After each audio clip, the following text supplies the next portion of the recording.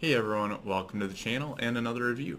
I just got back from seeing The Lost City at the theater, so let's talk about it. So in this movie, a reclusive romance novelist on a book tour with her cover model gets swept up in a kidnapping attempt that lands them both in a cutthroat jungle adventure.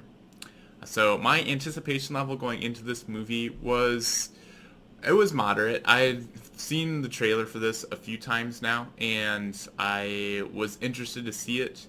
I recognized several of the actors, but it also looked like the sort of movie where if it wasn't done correctly, could just be kind of stupid and silly, kind of like the Hitman's Bodyguard 2, or the Hitman's Wife's Bodyguard. That's the one from last year. It looked like it could be on that level, which I didn't care for that movie. So I had my reservations, but you never know. These sort of movies as well can, go the other direction and be fairly enjoyable. So with that, let's get into it and talk about the movie. So first up, I'm just gonna say what I liked the mainly about the movie was the story. I thought it was engaging and well paced. The movie was well edited. It just kind of flowed throughout. I didn't ever feel like it kind of lulled at all. So that was really good. And then I thought just the overall tone was just a lot of fun. I was laughing many times, as was the rest of the audience. So it was a fun movie to go see in theaters and watch with other people.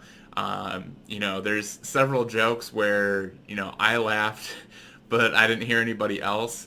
There's a few like that where it was just kind of more so my type of humor, a little bit more dry or implicit.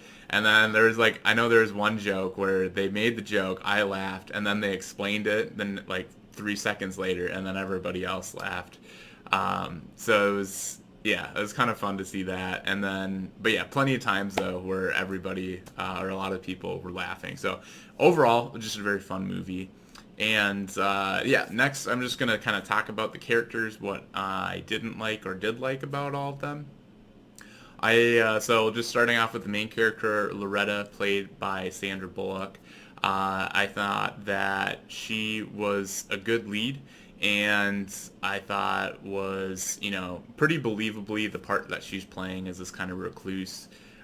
It was like the outfit they put her in was pretty absurd, but they did a good job of selling it. Like she did not want to be wearing that, and it was just her publisher who was like, no, you're gonna wear that for this press junket. And but that was comedy throughout the film. So I was glad that they gave a solid enough reason for that.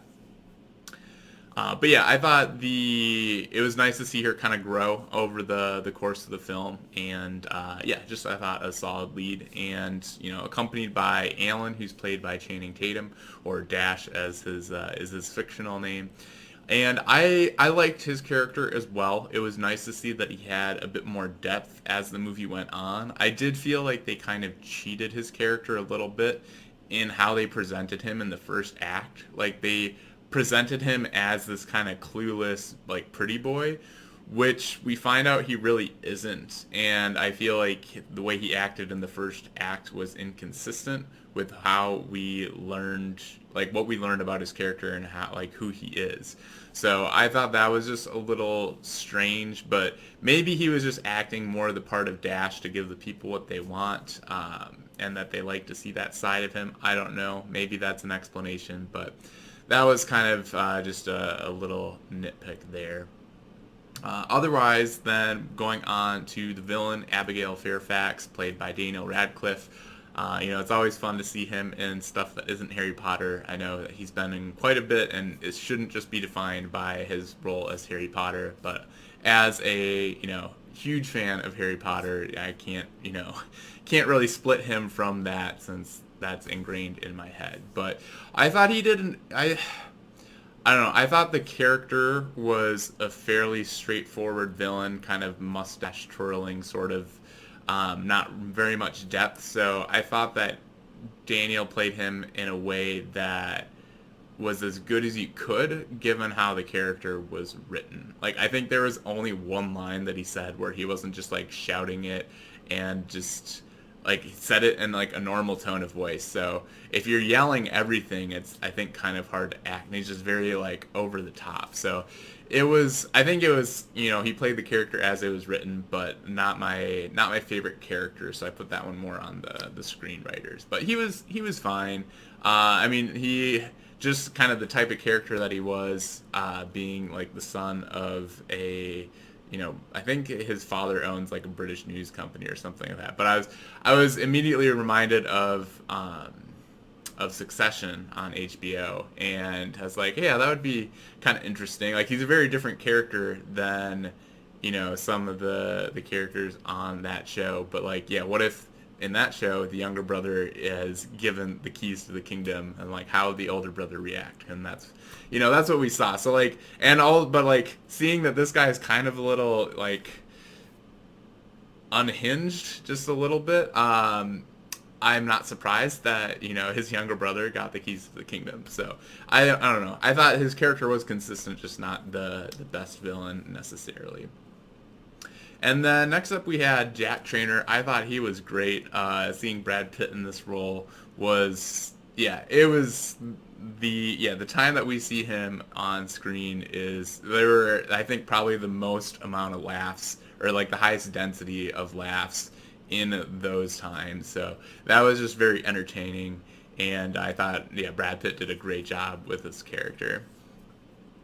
And then lastly, we have the publisher, Beth and Allison. I thought they were fine. I thought the actors did a good job, but the characters that they're playing are just the sort of people that I don't personally get along with all that well. So they were just kind of annoying to me. I mean, but towards the end, I did appreciate that Beth was actually because part of me is like, why is Beth going through all this trouble? She's just the publisher. Like, I get you have a lot of money sunk into this, but like, realistically, what are you gonna do to travel across the world, and try to do something that yeah, like what is that actually going to achieve? But I mean, towards the end, they actually kind of explain it that she is more than just her publisher. She is friends with Loretta, so that kind of makes sense, and that allowed me to like the character a bit more, that she went through that much trouble for her friend, and it wasn't just about the money that she sunk into the press tour. Yeah, overall, I mean, I didn't really have any negatives other than kind of some of those critiques of the characters. Overall, I think this is, a good film, and one that I'd recommend. I think it's a lot of fun and pretty much anybody could enjoy. I mean, it does have a PG-13 rating, I believe, so not necessarily like anybody for the target audience within that group, I would say, would enjoy. But I would give this a letter grade of an A, probably on the lower side of A, but I feel like it's not great cinema or anything like that. It's not like a high art film. It's just meant to be fun, and I think for the type of movie that it's meant to be, it does a really good job of that, and that's why I'd give it an A, probably on the lower side of A, just because, yeah, it's not a super artsy film, but it doesn't need to be. Not every movie does. So I thought overall it's just a fun, kind of comedy adventure film that's just brought to life by Channing Tatum and Sandra Bullock. So that does it for my review for The Lost City.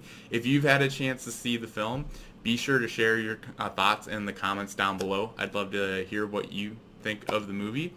Otherwise, if you've enjoyed this review, be sure to smash the like button and subscribe so you don't miss my next review. Alright, thanks for watching, and we'll catch you in the next video.